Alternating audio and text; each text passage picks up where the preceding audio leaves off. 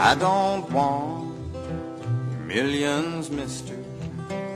I don't want your diamond ring. All I want is the right to live, mister.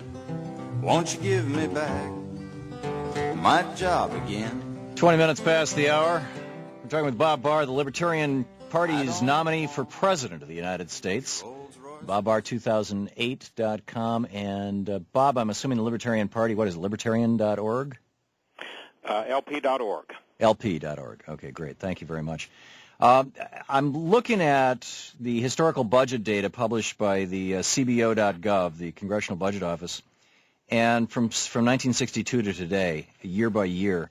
62, we were 5.9% off budget in terms of the deficit. I mean, it was less than 10% off budget, and that held right up through 75.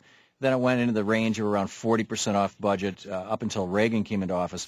Starting with the Reagan years, it started hitting 120%, 207%, 83, 221%, 85, 237%, 86, hitting 300% in the 90s until we got to 1999, where we were back to 1.9% positive. These are all negative numbers. 1.9% positive. In other words, a balanced budget, and then a surplus in 2083%. Now we're back. Now we're at 567.4%, off.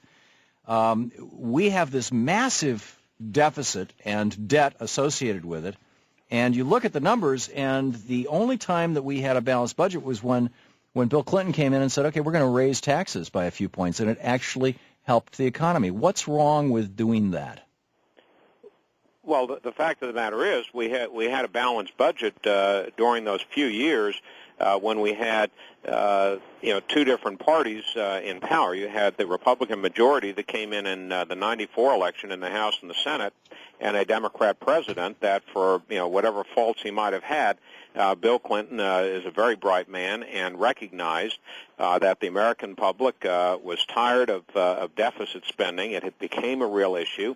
And even though we had a great deal of back and forth between the budgets that we were passing and the spending bills and the president, and he vetoed some and sent them back, at the end of the day, in 1997, what made the difference was the Balanced Budget Act that was passed then and the welfare reform, and Bill Clinton was enough of a realist to know that even though he might not have agreed with all of it, it was in the best interest of the country to sign that bill into law.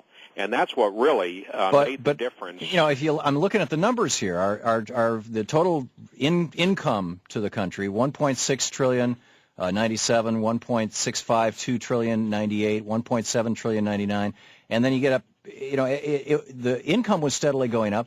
Outlays were steadily going up. It's just that income surpassed outlays for the first time in 98. Yeah.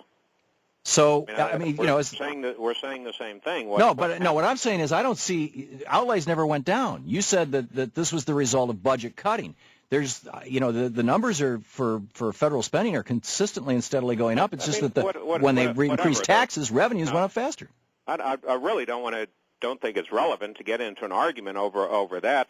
The bottom line is where we had government power, where you had competing interests and competing philosophies, different parties in control, and you did have a combination of cuts in spending. Now they might not have been the kind of cuts that I would have voted for that were deep, true cuts, but you had decreases in the growth of government spending. You did have also, as part of the Balanced Budget Act of 1997, you had cuts in the rate of taxation on capital gains. That spurred economic growth. You had a good and positive combination of a number of different factors that gave rise to fiscal responsibility for a brief shining moment in time. Right, but wasn't one of the major, my point was that the major factor was that we said, okay, this is what our tax rates have to be in order to pay, to have income. If you're saying that the way to improve the economy is to raise taxes, no, I will not buy into that. That's what I'm saying. Yeah, no, okay. Absolutely all right, so not. we disagree with it. So where would you cut? I'm looking at the federal budget here, and I don't see anything that's more than just a couple of percent that's not Department of Defense, HHS, or the Treasury. Well, I'm not quite sure what you're looking at, but the Department of Education takes a not insignificant chunk of the budget. I'd be hard-pressed to find where in our constitutional or our historical form of government there is justification for the federal government to be spending tens of billions of dollars on education policy, which is and should be returned as a power to state and local governments. Right. The Department of Education is about $60 billion. That's the area where you would say, for example, but $60 billion is a drop in the bucket.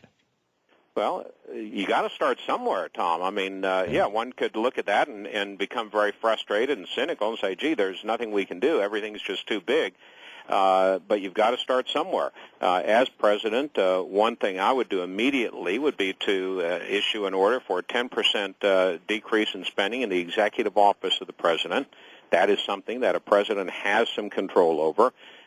And send two messages immediately to the Congress of the United States on taking office in January of 2009. One would be, don't bother sending me any bill that purports to raise the debt ceiling because it will be vetoed. Now, if you want to override the veto, people know exactly where the spendthrifts are, and that is in the Congress, not in the White House.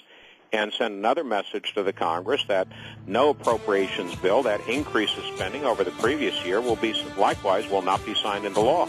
Yeah. Okay. Libertarian Party candidate Bob Barr, BobBarr2008.com, LP.org, the websites. Bob, thanks for dropping by today. Always a pleasure, Tom. Look forward to it again. Thank you.